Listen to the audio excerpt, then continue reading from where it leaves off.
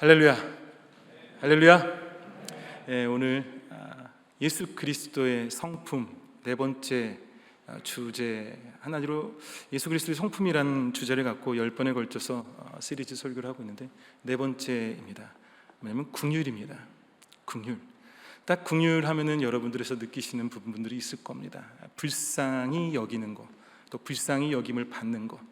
그런데 예수님의 성품에 긍휼이 있다는 거죠.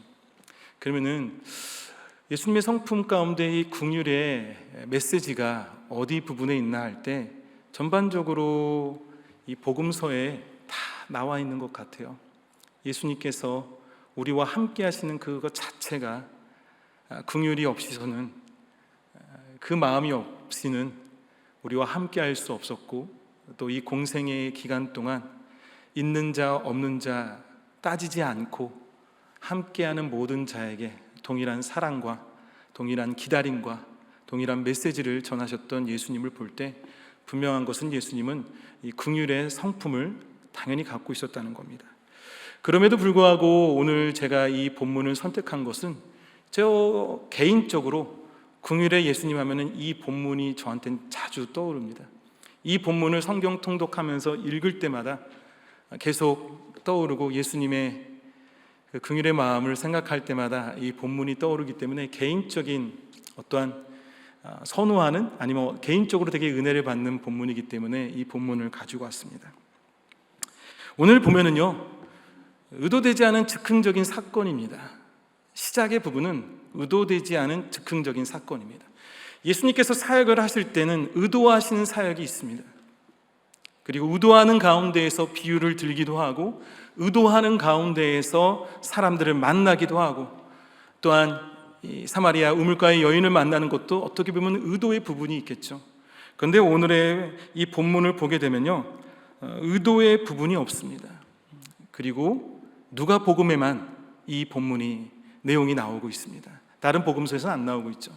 자, 그런데 의도치 않았다는 것은 뭐냐면은 지금 1절과 10절의 내용을 보게 되면 백부장의 종을 고칩니다. 그 고치고 나서 지금 이제는 이동하는 그 과정 가운데, 그냥 이동하는 과정 가운데 지나가는 도시입니다. 나인성이라고 하죠. 나인성 도시를 우연히 지나가는입니다. 그런데 예수님 혼자만 가신 것이 아니라 예수님을 따르는 무리들이 함께하고 있다고 말합니다. 11절에 그 후에 예수께서 나인이라는 성으로 가실새 제자와 많은 무리가 동행하더니 말합니다. 18절을 보게 되면은 세례 요한의 제자들도 그 곳 가운데 같이 동행했던 것으로 보게 됩니다. 도대체 예수님이 어떤 일을 하는지, 어떤 사역을 하는지 보기 위해서 갔다가 지금 이 사건을 보고 18절에 요한의 제자들이 이 모든 일을 그에게 알린다고 말합니다. 한마디로 요한의 제자들도 예수 그리스도가 가는 그 무리를 지어서 따르는 그 길에 함께 동행하고 있었다는 거죠. 자, 그런데 무리 지어서 가고 있는데 또 하나의 무리가 오고 있습니다. 무리를 지어서 가고 있는데 또 하나의 무리가 빡 부딪히고 있어요. 자, 어떤 무리냐? 장래 행렬입니다. 장래 행렬. 여러분들, 장래 행렬, 저는 한 번도 장래 행렬을 한국의 그 어떠한 장지로 이렇게 관 들고 가는 걸 한 번도 경험해 보지는 않았습니다. 하지만 이제는 영상으로든지 여러 가지로 봤지만 이 당시의 장례 행렬이 한국식 장례 행렬, 어떻게 보면 많은 장례 문화가 비슷합니다. 관이 가고, 그리고 관 앞에 그 친족이 앞에 섭니다. 관 옆에 서든지 관 앞에 섭니다.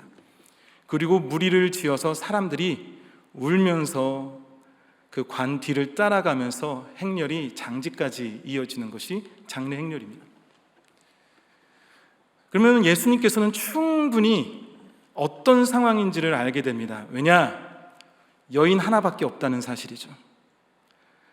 만약에 부모가 있었다면 남편도 있고 자녀들도 있고 있었으면은 그 관에 함께 걷는 사람들이 있었을 겁니다. 그런데 단 여인 하나만이 깊이 슬퍼하면서 걸었기에 지금 이 여인은 과부라는 것을 충분히 알고 있었을 겁니다.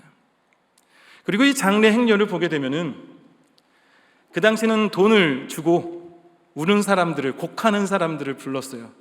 그러니까 잘 우는 사람들, 그 울음소리에 정말 눈물이 날 만큼 잘 우는 사람들, 그런 사람들을 하여해서 부르는 거죠. 근데 과부가 돈이 어디 있겠어요? 그 당시 과부가 돈이 어디 있겠어요? 그런데도 불구하고 지금 12절에 보게 되면 성문에 가까이 이르실 때 사람들이 한 죽은 자를 메고 나오니 한 어머니의 독자요 그의 어머니는 과부라 그 성에 많은 사람도 그와 함께 나오거늘. 이 여인이 성품이 착하다는 거죠. 돈으로 하여해서 사람들을 많이 불러서 한 것이 아니라 또 어떤 촉망받는 어떠한 유지를 하고 있거나 어떠한 능력을 갖고 있는 한 남자의 가족이 일원이 죽어서 그 사람 때문에 모인 것이 아니라 아무 능력도 없고 아무 힘도 없고 아무 경제적인 어떠한 여유를 갖고 있지 않은 그 여인의 아들이 죽었다는 사실 하나만으로 마을에 있는 사람들이 다 모여서 슬퍼하면서 무리를 지어서 장지로 가고 있습니다. 그러므로 우리가 쉽게 상상할 수 있는 것은 예수님께서 이 상황을 목격했을 때 이게 어떠한 상황이고 이 여인에게 있어서 얼마나 큰 슬픔이 이루어지고 있을 테고, 그리고 남편이 없는, 이제 아들마저 없는, 소망마저 잃어버린 이 세상에서 울면서 모든 것이 울면서 해결되지 않는 그 깊은 울음 가운데에서 한 걸음 한 걸음 내디는 여인의 마음을 봤습니다. 분명히 예수님께서는 과부가 아파하는 것도 알고 계셨고 그 여인의 마음도 알고 있었을 겁니다. 혼자라는 사실은 우리를 힘들게 합니다. 그래도 아내가 있다는 것, 그래도 남편이 있다는 것, 그래도 아이들이 있다는 것은 우리에게 어떤 삶의 소망과 희망을 주는 부분들이 있습니다. 하지만 함께 했던 사람이 떠날 때, 그리고 더 나아가서 한 사람이 떠날 때 옆에 함께 있어주는 사람이 없을 때 그 깊은 절망과 고독은 우리가 말하기 어려울 겁니다.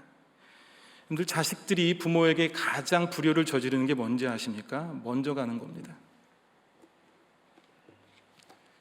자식들이 부모에게 가장 큰 불효는요, 먼저 떠나는 겁니다. 그것만큼 큰 불효는 없습니다. 제 아버지가 자신의 친구 얘기를 한번 하셨는데, 친구가 아버지랑 한 20대 초였나 10대 후반이었나 같이 물가에서 노는데 익사했어요. 그 친구가 익사를 했는데 곧바로 시체를 못 찾았습니다. 그래서 마을 사람들과 경찰들이 다 동원해서 그 시체를 찾기 위해서 물줄기를 따라서 찾았는데 드디어 3일이 걸려서 시체가 떠오르고 찾았다고 합니다. 찾았다라는 얘기를 들었을 때 거기 있는 누님들과 가족들이 아이고 이름을 불러가면서 달려갔대요. 근데 그 자리에서 가까이 가지 말고 멈췄습니다. 3일 동안 물속에 있었기에 더 이상 우리가 알고 있었던 얼굴이 아니라는 거죠.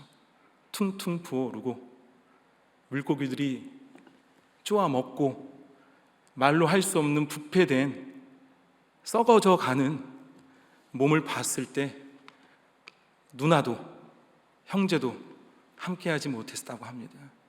근데 유독 엄마만 아이고 내 새끼 볼에다 뽀뽀하고 볼을 어루만지면서 슬퍼했던 모습을 얘기했대.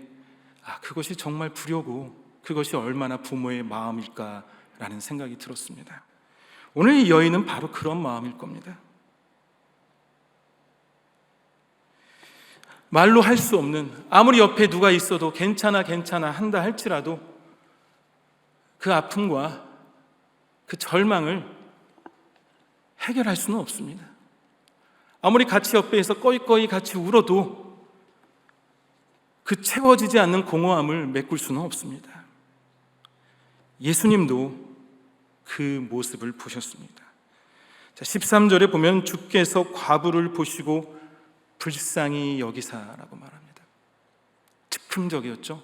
불쌍히 여기사 어떻게 하냐? 지금 그 과부에게 가고 있습니다. 불쌍히 여기는 마음을 갖고 이 여인에게 가는데 우선 한 행동이 뭐냐면 장례 행렬을 멈춥니다.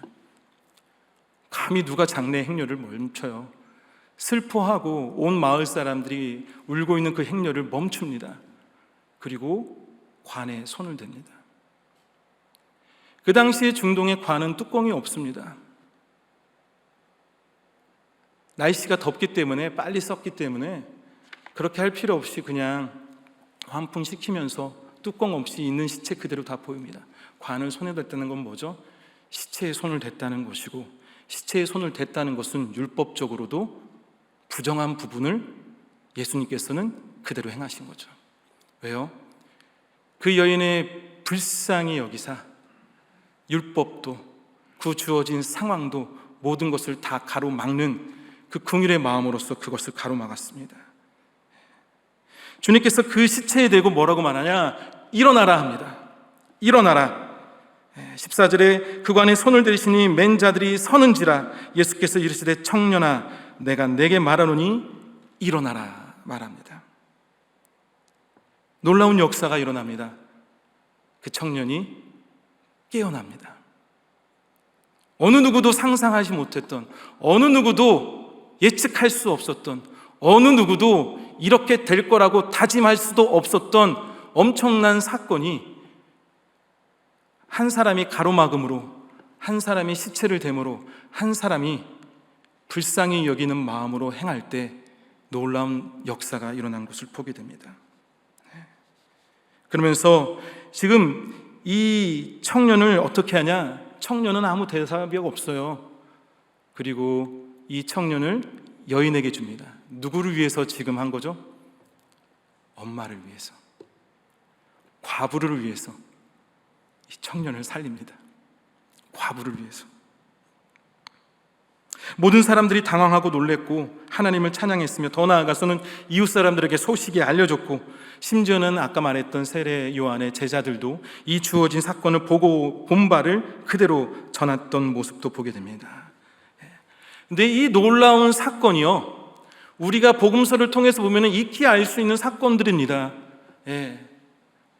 마르다의 오라버니를 살리신 사건, 죽은 자를 눈뜨게 한 사건도 분명히 있습니다. 그런데 달라요. 뭐가 다르냐? 과부는 예수님을 몰랐다는 사실입니다.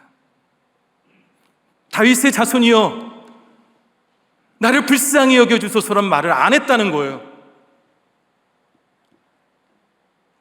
주님의 능력을 압니다. 내 아이를 살려주십시오라는 말이 없습니다.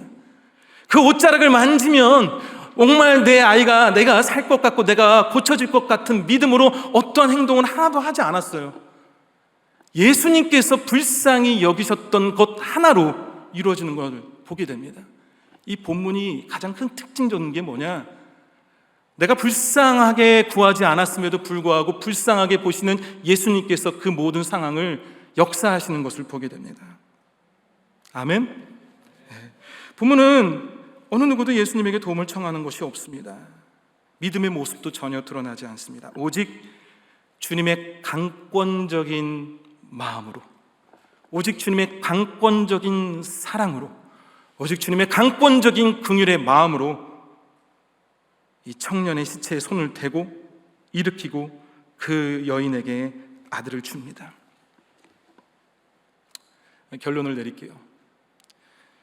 이 말씀을 통해서 우리가 생각하면 한번 다시 상상해 보기 원합니다. 다시 한번 이 주어진 사건을 여러분의 머릿속에서 한번 새겨보시면 좋겠어요. 낮에 정막 가운데 한 무리가 기뻐하면서 능력을 경험하고 기적을 체험하고 그 가운데 놀라운 복음의 메시지를 들어하는 신나하고 기대하는 마음으로 따르는 무리들이 있습니다. 한쪽의 무리는 슬퍼합니다. 절망합니다. 웁니다. 해결할 수 없습니다. 그럼에도 불구하고 계속 울면서 이 안타까움을 통곡하면서 지나가는 두 무리가 있습니다. 하나는 기쁨과 믿음이 넘쳐 흐르고 있고 놀라운 은혜가 이루어지고 있는 무리라면, 다른 하나는 세상에서 주어지는 당연한 고통을 감내하고 감수하면서 모든 위로의 말을 들으면서 나아가는 무리, 이 두 무리가 대치되어 있습니다. 저와 여러분이 살고 있는 삶의 현실의 축소판 아닐까요? 여러분 어느 무리에 있습니까? 여러분은 지금 이 삶에서 어느 무리에 속해 있습니까? 공허하고 힘들고 삶에 찌들면서 해결할 수 없는 답답함 가운데 그래도 눈물 흘리면은 회복될 것 같아서 힐링 드라마를 보면서 얘기를 들으면서 맛있는 걸 먹으면서 주어진 순간의 기쁨으로 평생 이루어지는 고통에 그것을 망각하면서 짧은 시간을 즐기면서 살아가는 것을 만족하는 무리에 속해 있습니까? 아니면 죽음도 그 어떠한 것도 예수 그리스도의 사랑 안에서 끊을 수 없다는 놀라운 은혜의 메시지를 믿고 그 믿음 가운데 걸어가고 계십니까? 저와 여러분이 한번 생각해 보셨으면 좋겠습니다. 여러분은 지금 어느 무리에 있습니까? 인생이란 허무해요. 공허해요. 아픔이 있어요. 그래서 원래 삶은 그런 것이라면서 많은 위로들이 있습니다. 아무리 함께 울어주고 함께 있는다 해도 결국 그것이 회복을 시키거나 해결시키지 못합니다. 그 무슨 소용이 있습니까? 주님께서 우리에게 주신 팔복 중에 한 가지가 있죠. 뭐가 있나요? 긍휼히 여기는 자는 긍휼히 여김을 받으리라. 아멘. 긍휼히 여기는 자는 긍휼히 여김을 받으리라. 문제는 여러분들이 어느 무리에 있냐에 따라서 긍휼히 여길 수 있고요, 긍휼히 여길 수 없습니다. 그냥 아이고 그래 이것이 여기서 긍휼히 여긴다는 게 아니라, 긍휼히 여긴다는 것은 그저 마음에서 아이고 안 됐다 아이고가 아니라 행함으로 긍휼히 그 사람을 불쌍히 여기면서 기도하면서 소망을 주면서 회복하기 위해서 하나님 앞에 간절히 나아가고 더 나아가서 복음의 참된 소망의 메시지를 전할 수 있고 믿음으로 선포할 수 있는 것이 바로 긍휼히 여긴다는 겁니다. 예수님의 긍휼에는 능력이 있습니다. 아멘. 예수님의 긍휼에는 능력이 있습니다. 여러분들이 예수님과 지금 함께 무리를 이어서 걸어가고 있다면 여러분들 삶 가운데서도 긍휼의 마음 가운데 능력이 일어나리라 믿습니다. 술 한잔 하자가 아니라 내가 재밌는 거 보여줄게가 아니라 재밌는 거 보여줘도 돼요. 재밌는 거 보여주면서 그 옆에 함께 있어주면서 위로하면서 주님의 역사하심에 우리가 손을 내밀어야 됩니다. 그 어느 누구도 해결할 수 없는 참 기쁨, 그 어느 누구도 해결할 수 없는 그 슬픔에서 참 기쁨으로 변화시킬 수 있는 것은 오직 그리스도의 긍휼밖에 없습니다. 그 무리에 동참하길 간절히 축원합니다. 여러분들 그 무리에 계셨으면 좋겠어요. 능력의 예수님 앞에 여러분들이 함께 거하셨으면 좋겠어요. 정말 여러분들 교회를 다니면서 내가 믿는다고 하면서 여러분들의 삶의 축소판인 이 두 무리처럼 여러분들은 과연 살아가면서 어느 무리에서 있는지를 파악하면서 생각하면서 회개할 수 있는 부분들은 회개하고요, 결단할 수 있는 부분들은 결단하면서 주님의 긍휼의 능력에 동참하는 저와 여러분이 되길 간절히 축원합니다. 두 번째로 볼 것은요, 오직 하나님께 긍휼을 구하는 자가 되기 원합니다. 저희도 불쌍한 자예요. 그렇죠? 여러분도 불쌍한 사람들입니다. 저도 불쌍한 사람이고요. 긍휼히 여김 받기 위해서는 우리의 자신의 존재가 작아져야 됩니다. 우리는 아무것도 아니어야 됩니다. 네, 신앙생활 할 때 안타까운 게 있어요. 잘 믿는 척, 잘 사는 척, 잘 신앙생활 하는 척, 그래야지 하나님이 응답할 것 같아서, 그래야지 내가 기도할 때 하나님이 들어주실 것 같아서 잘 사는 척 합니다. 그것이 아니라 하나님은 여러분들의 모든 것을 아십니다. 여러분들의 아픔을 그대로 토하셨으면 좋겠어요.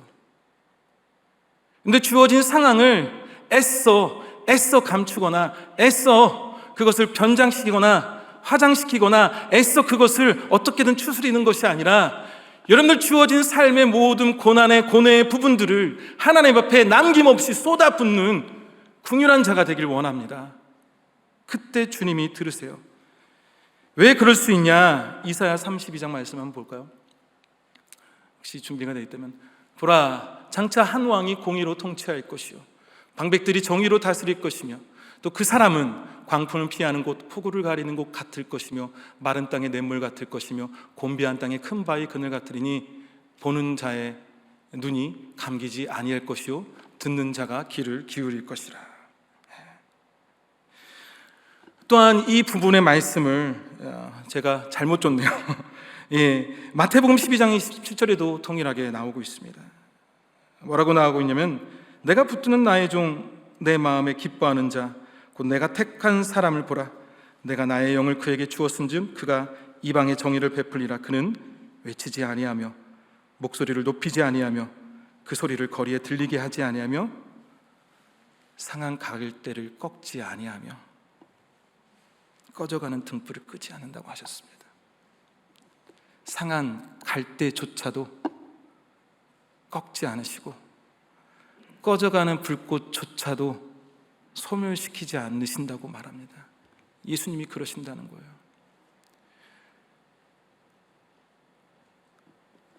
상한 갈대가 무슨 힘이 있겠습니까? 어떤 살 힘이 있겠습니까? 꺼져가는 불이 어떻게 다시 활발 타오를 수 있을까요? 그냥 꺼버리면 되잖아요. 꺾으면 되잖아요. 예수님은 그러한 나약하고 연약한 존재도 절대 꺾지 않으시고 소멸하지 않으신다고 말합니다. 히브리서 말씀 한번 볼까요? 히브리서 4장 15절에서 16절입니다. 우리에게 있는 대제사장은 우리의 연약함을 동정하지 못하실 이가 아니요 모든 일에 우리와 똑같이 시험을 받으신 이로되 죄는 없으시니라. 그러므로 우리는 긍휼하심을 받고 때를 따라 돕는 은혜를 얻기 위하여 은혜의 보좌 앞에 담대히 나아갈 것이니라. 긍휼하심을 받고 때를 따라 돕는 은혜를 얻기 위하여 담대히 나가라고 말하고 있습니다. 여러분들 불쌍함이 회복돼야지만 주님께 나갈 수 있는 것이 아니라 여러분들의 연약함 그 자체 안에서도 여러분들이 해결할 수 없는 삶의 어려움과 힘들어하는 그 모든 부분들을 있는 그대로 하나님 앞에 나아간다면, 그 보좌 앞에 담대히 나아간다면 그 긍휼을 여기시는 하나님께서 우리를 동일하게 긍휼의 은혜로 베푸시리라 믿습니다. 두 가지입니다. 여러분은 어느 무리에 속해 있습니까? 예수님의 긍휼의 역사에 동참하는 믿는 자들이 되기 원합니다. 여러분은 어떻게 주님 앞에 기도하십니까? 어떻게 중보하십니까? 이 긍휼의 마음으로 주님 앞에 나아가야 됩니다. 주님, 저는 11조를 이만큼 했고요, 저는 이 정도를 했고요, 저는 이만큼을 지켰고요, 저는 이 정도를 했고요, 저는 이것이 아니라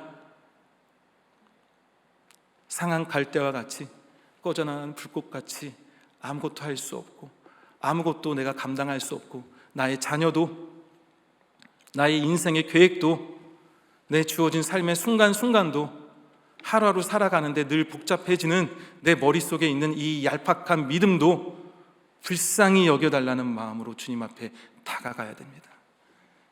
그때 주님이 우리를 불쌍히 여기십니다. 긍휼이 많으신 예수님, 저와 여러분 삶 가운데 이 긍휼의 역사는 너무나 많이 실천할 것이 많습니다. 일이 아니라 일로 하는 것이 아니라 긍휼의 마음을 갖고 있으면요, 우리는 기도가 안 하면 안 돼요. 아멘? 기도를 안 하면 안 돼요. 긍휼의 마음이 있는데, 우리가 긍휼의 마음이 있으면 우리 옆에 있는 한 사람이 힘들어할 때 우린 기도할 수밖에 없고, 나는 할 수 없게 주님의 긍휼의 역사로 이 자매를, 이 형제를, 이 친구를, 이 아이를 주님께 맡깁니다. 나인성의 과부를 마음을 불쌍히 여기셨으며 가장 큰 기쁨을 주셨던 주님, 이 아이에게, 이 자매에게, 이 형제에게, 이 청년에게, 이 사람에게 동일한 은혜가 있길 간절히 원합니다. 이것이 바로 긍휼히 여기는 자의 모습 아닐까요?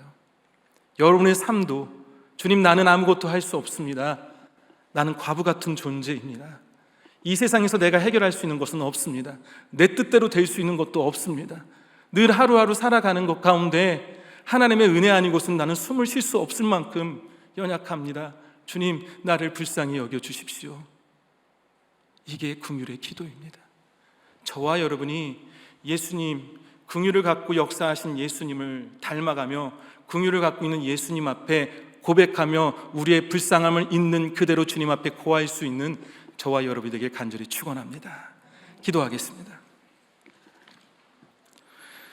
주님, 이 시간 주님 앞에 나인성의 과부의 한 사건을 통해서 주님이 얼마나 한 사람을 긍휼히 여기시고 그 긍휼히 여기시는 가운데 세상에서 해결할 수 없는, 세상에서 줄 수 없는 놀라운 능력과 놀라운 그 여인의 채워지는 기쁨을 역사하신 주님,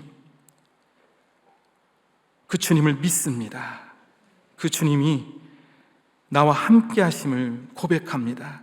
그 주님이 걸어가시는 그 길에 내가 동참하길 원합니다. 내가 그 길을 따르길 원합니다. 긍휼의 역사와 긍휼의 은혜가 내 삶을 통해서 일어나길 소망합니다.